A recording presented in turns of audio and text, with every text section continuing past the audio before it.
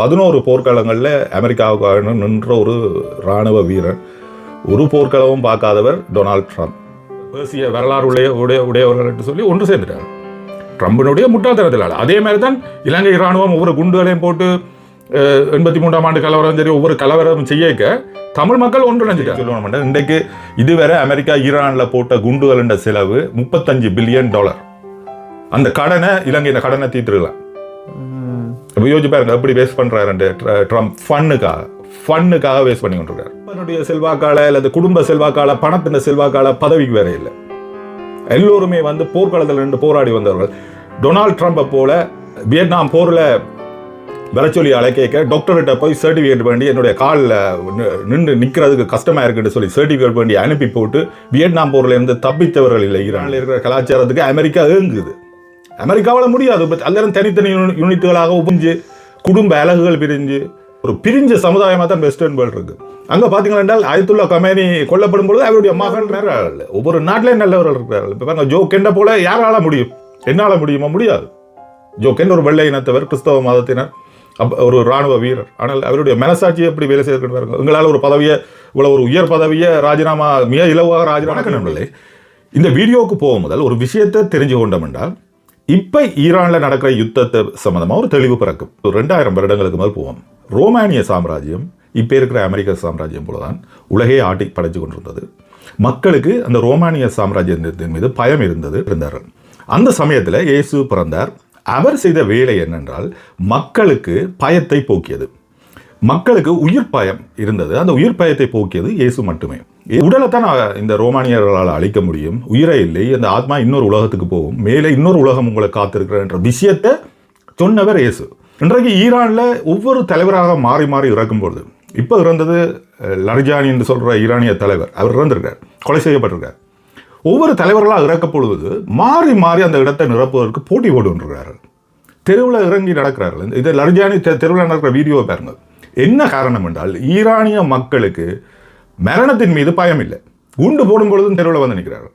மரணத்தின் மீது பயம் இல்லாதவனை எப்படி உங்களால் அழிக்க முடியும்? ஈரானிய மக்களுக்கு மரணத்தில் பயம் இல்லை. அப்படி பயம் இல்லாதவர்களை நீங்கள் அழிக்கவே முடியாது. ஓரளவு வேற்றுமைகள் இருந்தது. அந்த வேற்றுமைகள் எல்லாம் இப்போ துறந்து ஈரானியர்கள் ஒற்றுமையாக ஆகிட்டார்கள். அல் லர்ஜானி இந்த கொலை, ஜோ கெண்ட் ராஜினாமா, இது சம்பந்தமாக இந்த வீடியோவில் பார்ப்போம். நீங்கள் என்ன சொல்ல போறீங்களா? இல்லை, இன்றைக்கு ட்ரம்ப் வந்து நேற்று கதைச்சதை பார்த்தேன். ட்ரம்ப் கதைச்சதை நீங்கள் பார்த்துருக்கீங்க? அது அவனர் ரிசைன் பண்ணுறாரு. அவர் வேலையை பயங்கரவாத தடுப்பு பிரிவின் தலைவர், முன்னாள் இராணுவ வீரர், 11 போர்க்களங்களில் அமெரிக்காவுக்காக நின்ற ஒரு இராணுவ வீரர், ஒரு போர்க்களமும் பார்க்காதவர் டொனால்ட் ட்ரம்ப். அவருடைய மனைவியும் அமெரிக்காவுக்காக சேவையாற்றியவர், கடற்படையில் இருந்தவர். கடற்படையில் இருக்கும் பொழுது சிரியாவில் தற்கொலை குண்டு தாரின்ற தாக்குதலால் உயிரை நீத்தவர். அவருடைய மனைவி நாட்டுக்காக இருந்தவர், இவர் நாட்டுக்காக களம் கண்டவர். அப்படி இருப்பவர் ராஜினாமா செய்திருக்கிறார். என்னதுக்காக ராஜினாமா செய்தார் என்றால், ஈரான் மீது இந்த அமெரிக்கா தொடுத்த போர் சட்டவிரோதமானது. இஸ்ரேலுன்ற அழுத்தத்தால் தான் இந்த போர் தொடுக்கப்பட்டது.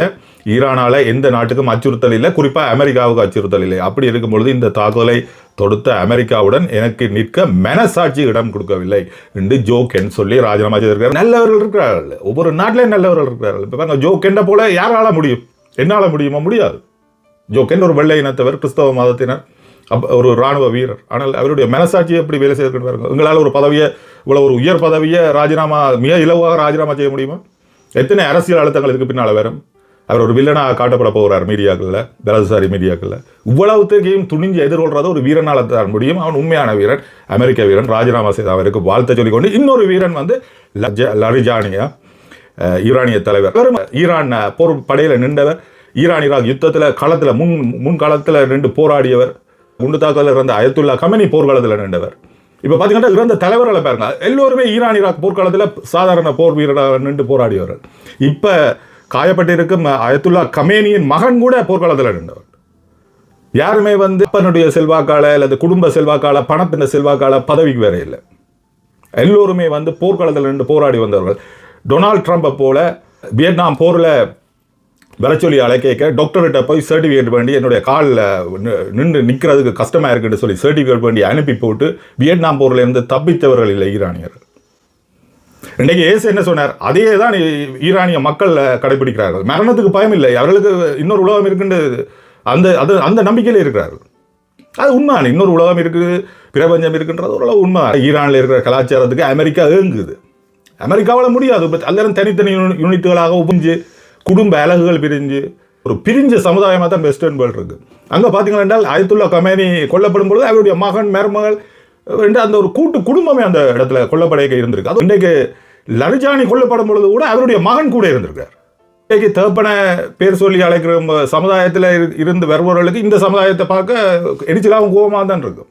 பார்க்கணுன்னா ஈரான் இப்படி சண்டையில் இவ்வளோ அநியாயமாக இப்போ பொதுமக்கள் இறந்துകൊണ്ടിരിக்கணும்.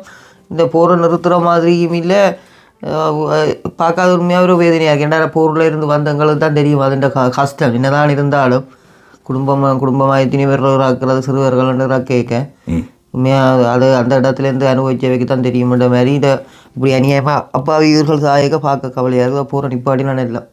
ஈரானில் அமெரிக்காவை குண்டு போட ஏற்கனவே பிரிஞ்சிருந்த ஈரானியர்கள் இப்போ சேர்ந்துட்டார். ஒரு பிரச்சனை வரும்பொழுது ஒரு குடும்பம் சேரும்னு சொல்லுவார். தெரிஞ்சான ஒரு துக்க தினமோ இல்லை தினத்தில் ஒரு குடும்பம் சேரும். அதே மாதிரி அங்கே கருத்து பிரிவுகள் இருந்தது. இப்போ அயத்துல்லா கமேனின்ற கொலைக்கு பிறகு என்ன நடந்ததுன்னா ஈரான் ஒன்றா சேர்ந்துட்டு கோபம் அந்த எங்களுடைய தலைவர் ஒரு வயதான தலைவர் இன்றைக்கு ஈரானிய மக்களுக்கு மட்டும் இந்த கோபம் வேறு இல்லை, முழு உலகத்துக்குமே இந்த கோபம் இருக்கு. வெள்ளைக்கார இனத்திலிருந்து ஐரோப்பியர்ல இருந்து எல்லோருக்குமே இந்த கோபம் இருக்கு. ஐரோப்பியர் ஒருத்தருமே இந்த போருக்கு வர மாட்டோம் என்று தலைவர்கள் சொல்லுவைக்கு அவர்களுக்கே தெரியுது ஒரு மனச்சாட்சிக்கு பிழையான போர் ஒன்று நடக்குது. ஒரு தனி மனிதன் தன்னுடைய அவரை பற்றி ஏற்கனவே உங்களுக்கு தெரியும், நாசிஸ்டில் எண்ணங்கள் கொண்டவர் என்று உலகத்தில் உள்ள அத்தனை அறிஞர்களும் சொல்றாரு. மிக ஆபத்தான மனிதர் என்று உலகத்தில் உள்ள அத்தனை அறிஞரும் சொல்கிறாரு. இப்போ எங்களுக்கு கண்ணுக்கு முன்னால் அநியாயம் நடக்குன்னு தெரியுது, மௌனமாக அவருக்கு பின்னால் ஒரு 4 அல்ல கையில் இருந்து மௌனமாக இருந்து கொண்டு சிரிச்சு கொண்டு இருந்தா போல ட்ரம்ப் பேசுவது ஒன்றும் சரியில்லை. இன்றைக்கு ட்ரம்பினுடைய நடத்தியனால பிரிஞ்சு இருக்கிறது, அதாவது கருத்து சுதந்திரத்தை வேண்டி பெண்களுக்கு சுதந்திரம் வேண்டி போராட்டம் நடத்தின ஈரானிய மக்கள் இன்றைக்கு எல்லாம் வேண்டாம், ஒரு வழிபடுவோம் ஈரானியர்கள் பேசிய வரலாறு உடையவர்கள் என்று சொல்லி ஒன்று சேர்ந்துட்டார் ட்ரம்பினுடைய முட்டாள்தனத்தினால். அதே மாதிரி தான் இலங்கை இராணுவம் ஒவ்வொரு குண்டுகளையும் போட்டு 83ஆம் ஆண்டு கலவரம் சரி ஒவ்வொரு கலவரம் செய்யக்க தமிழ் மக்கள் ஒன்றிணைஞ்சிட்டார். பிடிச்சோ பிடிக்கலையோ இந்த நடக்கிற விஷயங்கள் பிடிக்கோ பிடிக்கலையோ ஒன்று சேர்ந்துட்டார். மஹிந்த ஆட்சியில் அழுத்தங்கள் வரைக்கும் தமிழ் மக்கள் ஒன்று சேர்ந்திருந்தார்கள். இப்போ ஏன் தமிழ் மக்கள் பிரிஞ்சிருக்கிறாங்க நினைக்கிறீங்க? இது இல்லை, அழுத்தம் இல்லை. அனுரா வந்து தமிழ் மக்களை நேசிக்கிறேன்னு, மலைய மக்களை நேசிக்கிறேன்னு, எல்லாரையும் நேசிக்கிறேன்னு சொல்லி கொண்டு கேட்க தமிழ் மக்களுக்குள்ளே ஒரு உணர்வு வருது, எங்களுக்கு அழுத்தம் இல்லை, அப்போ நாங்கள் எங்களுக்குள்ளேயும் கருத்து சுதந்திரம் இருக்கு என்று பிரிஞ்சிருக்கிறார். இதுதான் அங்கே இருக்க வித்தியாசம். அழுத்தம் கொடுக்க நீங்கள் வந்து எதிரியா நினைச்சு ஒன்றுபட்டுருவீங்க, எதிரியை காண்டி ஒன்றுபட்டுருவீங்க. இன்றைக்கு இஸ்ரேல் செய்கிறதும் மிக ஒரு கபடமான வேலை. இந்த எதிரிகளை மேலே இருந்து குண்டு போட்டு தாக்குறது வந்து ஒரு கபடமான வேலை. அது என்னதுக்கு செய்தென்றால், நீங்கள் உண்மையாக உளவியல் ரீதியாக யோசிச்சிங்கன்னா இன்றைக்கு இஸ்ரேலுக்கு உலகம் முழுக்க எதிரிகள், உலகம் முழுக்க எதிரிகள். இஸ்ரேல் நாட்டுக்கு வெள்ளை இனத்தவர்களேருந்து எல்லோருமே எதிரிகள். சிலர் பேச மாட்டார்கள், ஆனால் எல்லோருக்குமே இஸ்ரேல் செய்வது வெறுப்பாக இருக்குது. எல்லோருக்குமே யூத மதத்தினருக்கு கூட வெறுப்பாக இருக்குது. ஆனால் என்ன நடக்குது என்றால், அந்த இஸ்ரேலுக்கு இப்போ இஸ்ரேலுக்குள்ளே உள்ள மக்களுக்கு வெளியில் போக பயமாக கிடக்கு, வேறு நாட்டுக்கு போக பயமாக இருக்குது. இதைத்தான் இஸ்ரேலிய தலைவர் நெத்தனியாவு விரும்புகிறார். ஏனென்றால் அந்த மக்களை தன்னுடைய இதுக்குள்ள வச்சிருக்காரு, கண்ட்ரோலில் வச்சிருக்காரு. ஏனென்றால் அவர்களுக்கு இப்போ வெளியில் போனால் வெறுப்பு தானே. இப்போ ஆஸ்திரேலியாவில் நடந்தது தெரிந்தானே உங்களுக்கு, ஆஸ்திரேலியாவில் ஒரு பயங்கரவாத தாக்கல் நடந்தது யூதர் மக்கள் மேலே. இப்படி தாக்கல் நடக்கும், அப்போ எனக்கு இங்கே இருக்கிறது சேஃப்டி மாதிரி என்று யூதர்களை எண்ண வைக்கிறார். அப்படி இருந்து உங்களுக்கு கேள்விப்பட்டீங்களோ தெரியாது, இஸ்ரேல்ல இருந்து வெளிநாட்டுக்கு போகிறதுக்கு தடை. 2 விமானம் தான் போகுது, அதில் 60-70 பேர் மட்டும் தான் நம்ம போகலாம். அந்த மாதிரி நாட்டுக்குள்ளே வரலாம், வெளியில் போகிறதுக்கு தடை. ஏனென்றால் இப்போ தெரிந்தானே ஒரு மக்கள் வெளியில் தப்பிச்சு விடுவார்களோ, என்ன சர்வாதிகாரியிடமிருந்து தப்பிப்பதற்கு எத்தனையோ வழிகளை மக்கள் பயன்படுத்துகிட்டு வர்றது. நாங்களே எங்களோட வரலாறுகளை கண்டாங்க, தப்பித்து போகிறதுக்கு எத்தனையோ வழிகளை மக்கள் கண்டவர்கள். அப்படி இஸ்ரேலிருந்து மக்கள் தப்பிச்சு போவார்களோன்ற நிலையை தடுக்கிறதுக்காண்டி இந்த ஒரு சிஸ்டத்தை கொண்டு வந்திருக்காரு. இஸ்ரேலில் நிறைய உயிரிழப்புகள் நடந்து கொண்டிருக்கு நண்பர்களே. இஸ்ரேலில் பொருட்சேதம் அத்தனையும் நடக்குது, ஆனால் அங்கே மீடியாவுக்கு தடை, செய்திகளை வெளியிடுற மீடியாக்களுக்கு தடை. அதான் பார்த்தேன், ஒரு உலக நாடுகளே சொல்லுது இது இஸ்ரேலின் இதுக்கு ட்ரம் எங்கே மாட்டுப்படுறது, அதை சொல்லி என்ன அப்படி சொல்லணும், உலக நாட்டுக்கே தெரியும் அவனோட சுயநலத்தால் சண்டை நடக்குதுண்டு. அதை கூட புரிஞ்சு கொள்ளாமல் தண்ட நாட்டில் உள்ளவன் ஒரு நல்ல ஒரு இராணுவ தளபதி, பெரிய ஒரு சிஐயில் இதாக இருந்த பொறுப்பில் உள்ளவன்ட்டு அவனை ரிசைன் பண்ணுறான். அதுவும் ஒரு அலங்கரிக்கப்பட்ட இராணுவ வீரன், சாதாரண வீரன் இல்லை, அலங்கரிக்கப்பட்ட என்றால் அதாவது நிறைய மெடல் வேண்டிய இராணுவ வீரன், அதாவது களமுனையில் நின்ற இராணுவ வீரன். இல்லை சொல்கிறார், அமெரிக்க மக்களில் ஒரு பாதாள கூடாது இதுக்கு கொண்டு போகிறாரு, ஒரு டேஞ்சரான இதுக்கு கொண்டு போகுதுன்ட்டு, ஆபத்தான ஒரு கோமாளின்ற கையில் கோமாளியின் கையில் நாடு போனால் என்ன நடக்கும்? ஒரு குரங்குண்ட கையில பூமாலை கிடைச்சா அதுதான் நடக்குது. நீங்க என்ன நடக்கும்? அதுதான் நடக்குது. பூமாலைன்ற வேல்யூ தெரியாது, உயிரிழந்த வேல்யூ தெரியாது. இறந்தவர்கள் சாதாரண அதை கடல்ல ஈரானிய கப்பல் மூழ்கடிக்கப்பட்ட பொழுது ட்ரம்ப் சொல்றார் வந்து ஃபன் அண்டு கப்பலை கைப்பற்றதை விட மூழ்கடிப்பதில் ஃபன் இருக்குன்னு சொல்ற ஒரு மனிதன். குண்டு போடுறதுல ஃபன், அதாவது காகி தீவு என்று சொல்லி ஈரானுக்கு பக்கத்தில் ஒரு தீவு இருக்கு. அந்த தீவு தான் எண்ணெய் வளம் அந்த சேகரிச்சு அங்கிருந்து தான் எக்ஸ்போர்ட் பண்ணப்படுறது. அந்த தீவுல குண்டு போடுறது தாங்க எக்ஸ்ட்ரா குண்டு போட்டு தான் ஃபன்னுக்காண்டு. ஒரு அலங்கரிக்கப்பட்ட இராணுவ வீரன் ஜோ கென்ட் ஒரு மனசாட்சி படி என்னால் இந்த யுத்தத்துக்கு சப்போர்ட் பண்ணலான்னு ராஜினாமா செய்து போறவனை ஏளனப்படுத்துறார் ட்ரம்ப். தனக்கு உதவி கோடிக்கணக்கான டாலர்களை தேர்தல் பிரச்சாரத்துக்கு வழங்கி கூட நின்ற எலன் மஸ்கை ஒரு பிரச்சனை வந்து 2 பேர் பிரியக்க கேவலப்படுத்துறார் ட்ரம்ப். அரெஸ்ட் பண்ணுவேன் என்று சொல்றார் ட்ரம்ப். டெக்ஸோ ஆக்களை அனுப்புவேன் என்று சொல்றார் ட்ரம்ப். அப்போ நேற்று நடந்தது அப்படியே மறந்துடுவார். நன்றி மறப்பது. நாளைக்கு என்ன நடக்க போக வேண்டிய எந்த திட்டமும் இல்லை, எதிர்காலத்தை பற்றின திட்டமும் இல்லை. அதை தான் நான் மீண்டும் உங்களை சொல்கிறேன். இப்படியான மனிதர்களை நீங்கள் உங்களோட வாழ்க்கையில் சந்திப்பீங்கள். அவர்கள் ஃபன்னாக இருக்கும், அவர்கள் பேசும்பொழுது ஃபன்னாக இருக்கும், என்டர்டெயின்மெண்டாக இருக்கும். ஒரு சர்க்கஸில் விளையாட்டுகள் தான் நடக்கும், ஏரோபேட்டிக்ஸ் மற்ற ஜிம்னாஸ்டிக் எல்லாம் நடக்கும், சிங்கம் புலி கரடிகளோடு தான் வீரமாக எல்லாரும் நிற்பார்கள் எல்லாம் நடக்கும். அந்த நடந்தோன்னா அதுக்கு இடைவெளி விடுற டைமில் ஒரு கோமாளி ஒரு க்ளவுன் வந்துடுவார். க்ளவுன் வந்துட்டு அப்போ எல்லாரும் கைதட்டி சிரிச்சு சந்தோஷமாக அந்த கொஞ்சம் நேரம் அது மாதிரி சீரியஸாக இருந்த மக்கள் அந்த கொஞ்சம் நேரம் சிரிச்சு சந்தோஷமாக இருப்பேன். நம்ம அந்த கோமாளி வந்து என்டர்டெயின்மெண்ட் பண்ணும். பிறகு சீரியஸான விஷயம் இந்த கோமாளியின் கையில் அந்த சர்க்கஸை கொடுத்தா என்ன நடக்கும்? சிங்கங்கள் எல்லாம் வெளியில வந்துடும். உண்மையை சொல்றேன், அந்த கோமாளி உண்மையாக நடக்குமா இருந்தால் சிங்கங்கள் எல்லாம் வந்து மிருகங்கள் எல்லாம் வெளியில வந்துடும். எல்லாமே குழம்பி போய் ஒரு நாடே குழப்பமான நிலைக்கு வந்துடும். அந்த கோமாளி கையில நாட்டை கொடுத்தா என்ன நடக்கும்? அதான் அது பொறுப்பில் இல்லை இருக்குது. உலக நாட்டையே இல்லை போட்டு பொருளாதார ரீதியான நெருக்கடியை கொடுத்து இலங்கைக்கு பிரச்சனை, இந்தியாவுக்கு எல்லா நாட்டுக்கும் வளர்ந்து வர்றங்கிற மாதிரி நாடுகளுக்கு இவ்வளோ பிரச்சனையை கொடுத்துருக்கோம். ஒருவரையே சத்தரிச்சு கொண்டிருக்கிறோம் பொருளாதார பிரச்சனை. இவ்வளோ இலங்கைக்கே நல்ல ப்ரெஷர் தான். ஏன்னாண்டா பேருங்க என்ன பேர் இப்போ சுற்றுலா பயணிகள் வேறு குறையும். இப்போ ஃப்ளைட் டிக்கெட் எக்ஸ்பென்சிவாக போகுது, விலை கூடிக்கொண்டு போகுது. அப்போ அதால் பொருட்கள் விலை கூடுது. பெட்ரோல் கியூவில் நிற்கிறார்கள். கியூஆர் கோட்டோட இன்றைக்கு புதன்கிழமை லீவு கொடுத்தாச்சு. பாடசாலை பிள்ளைகளுக்கு கொஞ்சம் சந்தோஷமா இருக்கு, 3 நாள் லீவு. ஆனால் உண்மையில அதனால பொருளாதாரம் பின்னுக்கு போய் கொண்டிருக்கும். ஒரு நாளைக்கு $2 பில்லியன் வந்து அமெரிக்கா செலவழிக்குது இந்த போருக்கு. இலங்கையின் மொத்த கடன் எவ்வளவு தெரியுமா? $36 பில்லியன். இன்று வேற 3 கிழமை ஆகுது. இந்த 3 கிழமையில இலங்கையின் மொத்த கடனையே தீர்த்துருக்கலாம் இந்த குண்டுகளை போட்ட செலவுக்கு. அப்ப யோசிச்சு பாருங்க, கடனே இல்லை, இலங்கை கடனே இல்லைன்னு என்ன நடக்கும்? வார வருமானம் எல்லாம் மக்களின் நலனுக்கான ஒரு சிங்கப்பூர் மாதிரி ஒரு 2 வருஷத்துல இலங்கை வந்திருக்கு. அவ்வளவு மாதிரி அபிவிருத்தி செய்திருக்கலாம் நாட்டை. கடனே இல்லைண்டா. இந்த கடனுக்கு வட்டி கட்டி தான் இந்த நாடு விளைஞ்சு கொண்டு இருக்கு. இலங்கையை வந்து கடனுக்கு மேல் கடனா IMF கொண்டு வருது. அந்த கடன்ல இருந்து மீளவே முடியாது. வட்டி கூடிக்கொண்டு தான் போகுது. பொருட்கண்ட விலை ஏறிக்கொண்டு தான் போகுது. அரச வேலையில தான் இல்லாமல் போகுது. தனியார் மயப்படுத்த போகிறார்கள். இந்த IMF வந்து அதை தான் செய்ய போகுது. 3ஆம் உலக நாடுகளை இப்படித்தான் பணைய கைதியாக வச்சிருக்கிறது. இதை ஏன் சொல்லணும், இன்றைக்கு இதுவரை அமெரிக்கா ஈரானில் போட்ட குண்டுகள் செலவு $35 பில்லியன். அந்த கடனை இலங்கையின் கடனை தீர்த்துருக்கலாம். இப்போ யோசிச்சு பாருங்க எப்படி வேஸ்ட் பண்றாரு ட்ரம்ப்.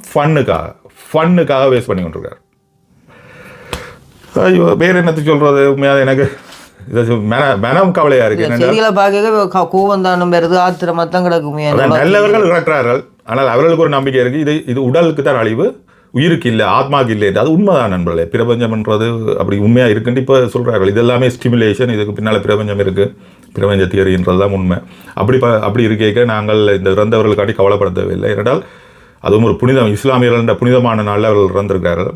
அப்படி ஒரு கொடுப்பினை கிடைக்கணும். ஆனால் சின்ன குழந்தைகள் தான் அப்பாவிகள் வாழ்க்கையை. இப்போ அயத்துல்லா கமேனி இறந்தது வந்து ஓரளவு வயதானவர் இருந்திருக்காரு. இன்றைக்கு லரிஜானி இறந்தது அவரும் ஓரளவு வயதானவர். ஆனால் சின்ன பிள்ளைகள் இருக்கையால் அந்த வாழ்க்கையை ஸ்டிமுலேஷன், இந்த உலகமே ஸ்டிமுலேஷன் என்று சொல்கிறாங்க. அந்த ஸ்டிமுலேஷனை பார்க்காம போகுதுலே. இப்போ எங்களுக்கெல்லாம் இவ்வளோ நல்ல நினைவுகள் இருக்குது. சின்ன பிள்ளையில இருந்த நினைவுகள், வீட்டில் பெற்றோர்களுடைய கூட்டு குடும்பமாக, எங்களோட குடும்பம் ஊரில் என்னுடைய குடும்பம் கூட்டு குடும்பம் ஒன்றில் தான் வந்தேன். அப்படி இருந்த நல்ல நினைவுகள் தான் என்னோட இருக்குது. அந்த நினைவுகள் ஒன்றும் பார்க்காம இந்த சின்ன பிள்ளைகள் செத்து போகுதில்லை. இந்த ட்ரம்பனுடைய ஃபண்டுக்காக குண்டு போட்டு இறந்து போகிறார்களே. ஆனால் மனச்சாட்சி உள்ள அமெரிக்கர்களும் இருக்கிறார்கள், மனச்சாட்சி உள்ள யூதர்களும் இஸ்ரேலில் இருக்கிறார்கள். ஆனால் அவர்களுக்கு வார்த்தைகளை வெளிப்படுத்த முடியாமல் இருக்குது. சர்வாதிகார இஸ்ரேலில் சர்வாதிகார போக்கு. இன்றைக்கு நெத்தனியாவு இத்தனை தலைவர்களை பின் விளைவுகளை பற்றி சற்றும் யோசிக்காமல் கொலை செய்து கொண்டிருக்கிறார். அதனால ஈரானியர்கள் ஒன்றுபடுறார்கள். நெத்தனியாவு சாதிக்க போகிறது ஒன்றும் இல்லை. நெத்தனியாவு பதுங்கு ஒளிகளை இருந்து கொண்டு சேஃப்டியாக இருந்து கொண்டு மற்றவர்களை, அதாவது வீரமாக நிற்கிற தலைவர்களை அழிச்சு கொண்டிருக்கார். இவர் பதுங்கொழிகள் இருக்கிறார்ன்றதுல எந்தவித சந்தேகமும் இல்லை. எந்த ஏஐ வீடியோக்களை வெளியிட்டு கொண்டு கேவலப்பட்டு கொண்டிருக்காரு. ஆனால் இந்த கேவலப்படுறது உணர்வு உள்ளவனுக்கு நான் கேவலப்பட்ட ஃபீலிங்காக இருக்குது. உணர்வு இல்லாதவருக்கு கேவலப்படுறதை பற்றி எந்தவித பிரச்சனையும் இல்லை.